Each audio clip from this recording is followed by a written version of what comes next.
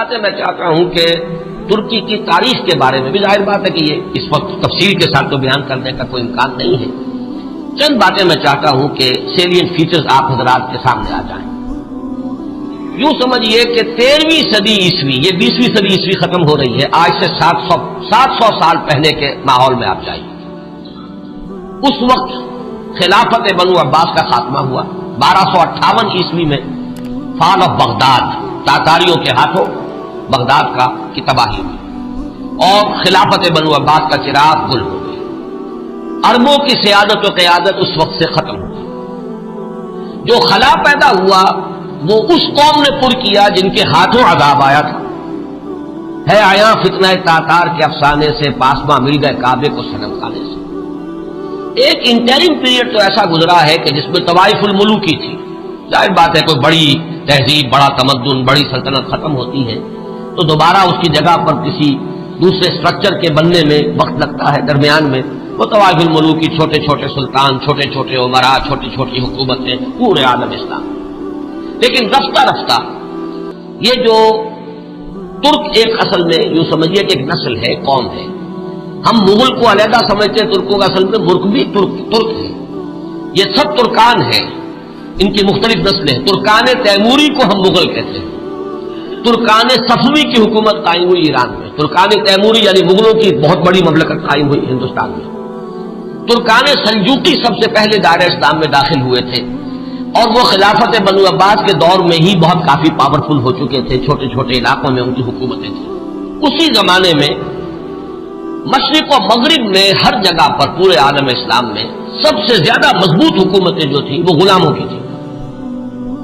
ہندوستان میں 1206 میں دلی کے تخت پر قطب الدین ایبک بیٹھے غلام تھے. پھر وہ التتمش، یہ سب خاندان غلامہ ہے. ادھر مصر میں مضبوط حکومتیں دو ہی تھیں. ہندوستان میں خاندان غلامہ کی، ادھر مصر میں مملوک کہتے ہیں غلام کو، ملکیت ہے. یہ سب ترک ہیں. تو ان دونوں کی حکومتیں عظیم ترین قائم ہوئی. ہندوستان میں تو دور کئی آئے. ہندوستان میں پہلے خاندان غلامہ، پھر خلجی، لودھی، سادات، مختلف خاندان. کچھ 325 برس تو اس میں گزرے. 1206 سے 1526 تک 320 برس میں یہ کئی خاندانوں کی حکومتیں توڑ پھوڑ ہوتی رہی. پھر 1526 سے مغل آئے. کہنے کو تو 1857 تک رہے، لیکن حقیقت میں 150 برس ہیں ان کے، جن کو کہا جائے کہ صحیح ان کی عظمت کا دور ہے. یہ جو 6 بادشاہ ہیں، بابر، ہمایوں کا تو خیر نہ ہی شمار کیا جائے، اکبر ہے، پھر جہانگیر ہے، شاہجہاں ہے، اورنگزیب. اس کے بعد جو ہے طوائف الملوک ہندوستان میں بھی ہو گئی. لیکن اسی صدی میں 13ویں صدی کے اختتام کے قریب 1288 میں ایک ترک سردار ارطغرل کا بیٹا عثمان، یہ خاندان عثمانی جو ہے حضرت عثمان سے کوئی تعلق نہیں ہے ان کا. یہ اکثر لوگ چونکہ اس میں بھی مغالطے میں نے دیکھا بڑے بڑے پڑھے لکھے لوگ، امریکہ کے ڈاکٹرز بھی اس مغالطے میں تھے کہ شاید ان کا تعلق حضرت عثمان سے، جیسے بنو عباس کا حضرت عباس سے ہے تو یہ عثمانی سلطنت جو ہے یہ شاید یہ حضرت عثمان کی نسل سے ہے. اس کوئی تعلق نہیں، یہ تو ترک ہے. عثمان بیگ اس کا نام تھا سردار کا. اس نے چھوٹی سی حکومت قائم کی.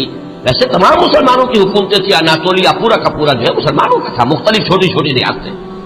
لیکن عثمان بیگ نے 1288 میں اس وقت کا جو ترکی ہے اس کا شمال مغربی کونا، صرف ایشیائی ترکی، اس میں چھوٹی سی حکومت قائم کی. 1288 سے لے کر اس کے بعد یہ حکومت جو ہے تسلسل کے ساتھ قائم رہی.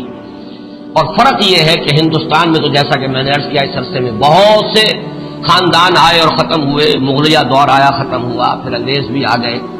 لیکن یہ کہ 1288 سے لے کر اب یہ 1992 تک وہ سلسلہ وہاں قائم ہے، کوئی دخل نہیں ہے. عروج و زوال انہی کے درمیان آئے ہیں. کبھی ان کی سلطنت بہت پھیل گئی، کبھی سکڑ گئی. پھر یہ کہ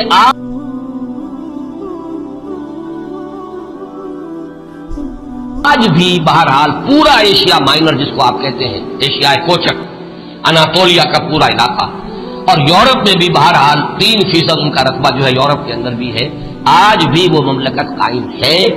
اور اس مملکت کے اندر نوٹ کیجئے پورے 400 برس تک خلافت رہی. ویسے تو 600 برس سے زائد ہو چکے ہیں 1288 سے لے کر، اور یہ 1992 تک یہ تو 700 سال کی حکومت ہے.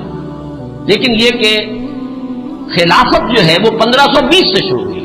یہ ذرا ذہن میں رکھیے جبکہ انہوں نے حجاز کو بھی فتح کر لیا، مصر کو بھی فتح کر لیا، عظیم ترین 3 بر اعظموں پر دنیا میں کوئی اور حکومت اور کوئی اور سلطنت اتنی عظیم نہیں تھی جتنی کہ اس وقت سلطنت عثمانیہ تھی۔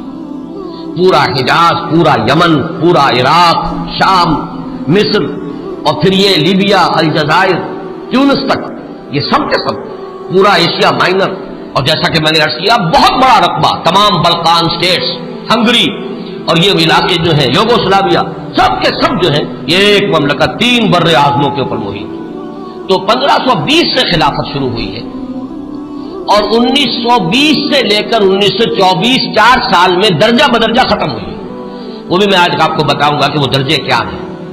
ایک دم ختم نہیں ہوئی، اس کے اندر کچھ وقت لگا ہے، 4 سال کے عرصے میں وہ نیچے گری ہے، 400 برس تک قائم رہی اور 4 برس میں پھر وہ زمین ہو گئی۔ اور خاص طور پر یہ پوائنٹ نوٹ کرنے کا ہے کہ بقیہ جو خلافتیں تھیں، خلافت بنو امیہ، خلافت بنو عباس، خلافت، ان سب کو تو چیلنج کرنے والے کوئی نہ کوئی سامنے آتے رہے۔ بنو امیہ کی خلافت کو چیلنج کیا پہلے حسین ابن علی نے رضی اللہ تعالی عنہما، پھر حضرت عبداللہ ابن زبیر نے رضی اللہ تعالی عنہما، پھر یہ کہ خلافت بنو عباس کو چیلنج کرنے والے حضرت زید، حضرت حسن کی اولاد میں سے رضی اللہ تعالی عنہ، پھر انہی کی اولاد میں سے ایک اور نفس زکیہ اٹھے جن کا نام اصل میں محمد ابن عبداللہ ہے، نفس زکیہ ان کا لقب ہے۔ تو ان خلافتوں کو چیلنج کرنے والے اٹھے ہیں، لیکن یہ بات نوٹ کر لیجئے پورے 400 برس میں پورے عالم اسلام میں ترکوں کی خلافت کو کسی نے چیلنج نہیں کیا، متفق علیہ خلافت پورے عالم اسلام نے، اگرچہ پورا عالم اسلام ان کی حکومت میں شامل نہیں تھا، خلافت کو مانتے تھے، جہاں کہیں کو حکومت بدلتی تھی وہاں سے منگواتے تھے اپنے لیے سند، اور پورے عالم اسلام میں خلیفہ کا نام لیا جاتا تھا خطبوں کے۔ تو اس اعتبار سے یہ بہت ہی ایک غیر معمولی بات ہے، 400 برس تک خلافت کا جاری رہنا، اور وہ اس شان کے ساتھ کہ اس کو کسی وہ انڈسپیوٹڈ مجمع علیہ متفق علیہ خلافت رہی۔ اس میں سے ذرا میں چاہتا ہوں کہ تھوڑا سا جغرافیہ کا بھی آپ اپنے ذہن میں اور وہاں کا جو مسئلہ ہے وہ جما دیجیے۔ اناطولیہ وہ تو آپ نے نقشے کے اندر دیکھا ہوگا، کافی بڑا رقبہ ہے، اور اصل 97% ترکی موجودہ جو ہے وہ اسی میں ہے، 3% جو ہے یورپ میں ہے۔ اس کی آبادی کوئی 5.5 کروڑ ہے، آبادی کے لحاظ سے پاکستان کا نصف ہے تقریباً۔ اس میں سے 1 کروڑ کے لگ بھگ صرف ایک شہر استنبول میں ہے۔ پورا ملک سطح مرتفع ہے، نہایت زرخیز، سرسبز، شاداب، قابل دید، اونچائی نچائی، لیکن ہر جگہ پر آپ کو کہیں زمین ننگی نہیں ملے گی، دریا ہیں بکثرت، جھیلیں ہیں بکثرت میٹھے پانی کی، اور ابھی ہم نے وہاں پر جو کچھ معلوم کیا ہر شے ان کی اپنے ہاں موجود ہے، ہر اعتبار سے سیلف سفیشینٹ ہوئی ہے۔ اللہ تعالیٰ نے اپنی نعمتوں کی بارش اس طرح کی ہے، 6 دن ہم نے اس میں گزارے ہیں صرف ایک شہر استنبول میں، اور یہ میں نے عرض کر دیا کہ وہ پورے ملک کی 1/5 آبادی تو وہی ہے۔ یہ شہر شاید دنیا کے اس اعتبار سے خوبصورت ترین شہروں میں سے ہوگا کہ یہ ایک تو یہ کہ نگینے کے طریقے سے یہ یورپ اور ایشیا سنگم ہے اس کا جس پر واقع ہے۔ ایک سمندر ہے جو پورا ترکی کے اندر ہی ہے، بحر مارمورا، جسے ایک چھوٹی سی آبنائے ملاتی ہے بحیرہ اسود کے ساتھ، بلیک سی کے ساتھ، اس کو باسفورس کہتے ہیں۔ جنوب میں ایک لمبی سی گلی ہے پانی کی، ادرا دانیال ڈارڈنیلیز، وہ ملاتی ہے اسے بحیرہ روم سے، لیکن بحیرہ مارمورا جو ہے پورا کا پورا وہ ترکی کے اندر ہے گویا، یعنی یورپی ترکی اور ایشیائی ترکی کے مابین۔ اور استنبول شہر جو ہے وہ بہت خوبصورت، اور عظمت پارینہ اگر مسلمانوں کی دیکھنی ہو تو شاید دنیا کا کوئی اور شہر نہیں ہے کہ جو ہم پلہ ہو سکے، جتنی عظیم مسجد ہے، عالی شان مسجد ہے، اگرچہ اس وقت ان کی مینٹیننس نہیں ہے، برا حال ہے، خستہ حال ہے۔ حضرت ابو ایوب انصاری رضی اللہ تعالیٰ عنہ کا مقبرہ بھی بہت خستہ حالت ہے، اس کے ساتھ جو مسجد ہے، مغرب کی نماز ہم نے وہاں ایک ادا کی ہے، لیکن یہ کہ نظر یہی آیا کہ صرف وہی لوگ تھے کہ جو وہ ڈاکٹرز کا پورا گروپ آیا ہوا تھا، مقامی آبادی بہت کم، نہ ہونے کے برابر۔ اس اعتبار سے عظمت پارینہ دیکھنی ہو تب بھی جا کر دیکھیے، اور اسلام کی بیچارگی دیکھنی ہو تب بھی وہیں جا کر دیکھیے۔ یہ دونوں کنٹراسٹ آپ کو وہاں نظر آئیں گے کہ عظیم ترین مسجدیں وہاں ہیں۔ ہماری بادشاہی مسجد تو اپنے یعنی یوں سمجھیے کہ صحن کے رقبے کے اعتبار سے ہم کہہ دیتے ہیں دنیا کی سب سے بڑی مسجد ہے، لیکن وہ تو صحن ہے، باقی یہ کہ ان کے جو عظیم الشان ہال انہوں نے بنائے ہیں، جتنے عظیم، جتنے بلند، ان کو دیکھ کر انسان حیران رہ جاتا ہے۔ سلطان محمد فاتح کی مسجد، سلطان سلیمان کی مسجد، ایک ایک مسجد ان میں سے جو ہے اپنی جگہ پر عظمت کا بہت بڑا نشان ہے۔ اگرچہ جیسا کہ میں نے عرض کیا اس وقت حالت جو ہے ان کی اکثر و بیشتر خستہ ہے۔ ایک دن کے لیے ہم برسا، ایک شہر برسا اس وقت کہلاتا ہے، یہ بروسا ہے پرانا، بے رے واو صاد ہے۔ اور جب سلطان ارطغرل کے بیٹے سلطان نے عثمان نے جب سلطنت قائم کی تھی تو پہلا دارالخلافہ یہی تھا۔ یہ ایشیائی حصے میں ہے، تقریباً کوئی 150-200 میل کا فاصلہ ہوگا استنبول سے۔ وہاں کے حالات مختلف ہیں۔ وہاں سلطان بایزید یلدرم کی بنائی ہوئی مسجد جو ہے بہت عالیشان ہے اور اس وقت بھی وہ بہت آباد ہے۔ ہم حیران ہوئے وہاں دیکھ کر کہ وہاں ایک ظہر کی نماز ہم نے پڑھی ہے 2 دن قبل، لیکن محسوس ہوتا تھا کہ جمعے کی نماز ہے۔ ظہر کی اذان سے پہلے کثیر تعداد کے اندر لوگ موجود تھے۔ اتنا کنٹراسٹ بھی شاید دنیا میں آپ کو کہیں نظر نہ آئے کہ استنبول کا حال وہ ہے کہ حضرت ابو ایوب انصاری کی مسجد جو ہے وہ بھی ویران پڑی ہوئی ہے رضی اللہ تعالیٰ عنہ۔ لیکن یہ کہ برسا کے اندر جا کر آپ دیکھیے تو وہاں پر یہ ہے کہ ظہر کی نماز ایسا محسوس ہے کہ جمعے کی نماز ہے۔ اذان سے پہلے نصف مسجد بھری ہوئی تھی اور اس کے بعد جو ہم نے دیکھا ہے ان کا جوش و خروش اور پاکستانیوں سے نہایت محبت، وہ بھی وہی نظر آتی ہے، استنبول میں نہیں۔ استنبول تو ہر اعتبار سے مغربی تہذیب کے اندر بری طریقے سے یہ سمجھیے کہ پوری طرح گم ہو چکا ہے۔ وہاں آپ محسوس نہیں کر سکتے کہ کوئی مسلمان ملک ہے۔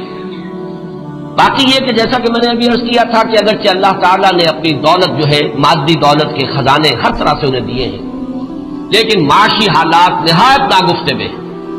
انفلیشن آسمان سے باتیں کر رہی ہے، کرنسی کی قیمت اس تیزی کے ساتھ گرتی ہے۔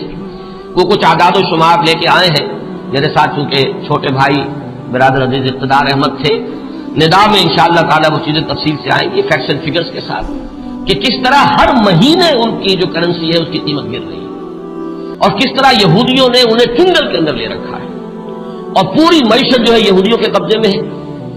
ان کے ہاں ہر چیز جو ہے کنزیومر گڈ، بس اس کی کھپت ہے، جو خرچ کر دینے والی چیزیں ہیں، لباس ہے، مختلف چیزیں ہیں، ان کی محتاط بازاروں میں بھری نظر آئے گی۔ لیکن یہ ہے کہ ان کی جو یعنی یوں سمجھیے کہ شراب پانی کی طرح، ایک عجیب کنٹراسٹ ہے اس اعتبار سے، خنزیر وہاں نہیں کھایا جاتا، لہذا یہ تو اطمینان ہوتا ہے آپ جہاں چاہیں جا کے کھانا کھا لیں، آپ کو پتا ہے یہاں حرام چیز کھانے میں نہیں ہے، لیکن شراب پانی کی طرح پی جاتی ہے۔ یہ بھی تضاد، یہاں تک کہ واقعہ یہ ہے کہ ہمارا ایک گائیڈ تھا، اس نے کہا بڑے ہی فخر کے ساتھ، ایک جگہ جب ہم جا رہے تھے حضرت ابو ایوب انصاری رضی اللہ تعالیٰ عنہ کی مسجد کی طرف، اس نے ایک علاقہ بتایا اور اس نے کہا یہ اتنے ریسٹورانٹ جو آپ کو نظر آ رہے ہیں یہ سب شراب اور ہر جگہ ہے، لیکن رمضان میں یہ سب بند ہوتے ہیں، رمضان میں ہم شراب نہیں پیتے۔ ہم نے کہا رمضان ہی میں نہیں پیتے تو یہ باقی شراب، باقی تو پیتے ہیں۔ کسی نے پوچھ لیا کیا روز کے؟ ہاں روز پیتے ہیں۔ وہ بالکل کوئی اس کے اندر کوئی گلٹی کانشنس، کسی طرح کی کوئی انہیبیشن، کوئی کسی درجے کی کوئی شرمندگی ختم نہیں، لیکن رمضان میں یہ سب بند ہوتے ہیں رمضان کے اندر۔ تو میں نے کہا کہ اللہ کرے کہ یہ رمضان ہی پورا سال ہو جائے، کوئی ایسی شکل بن جائے کہ پورا سال ہر روز عید میں اس کے حلوہ خورت کسے، اللہ کرے کہ پورا سال جو ہے وہ رمضانی کی شکل بن جائے تاکہ وہاں سے شراب کی لعنت کا خاتمہ ہو۔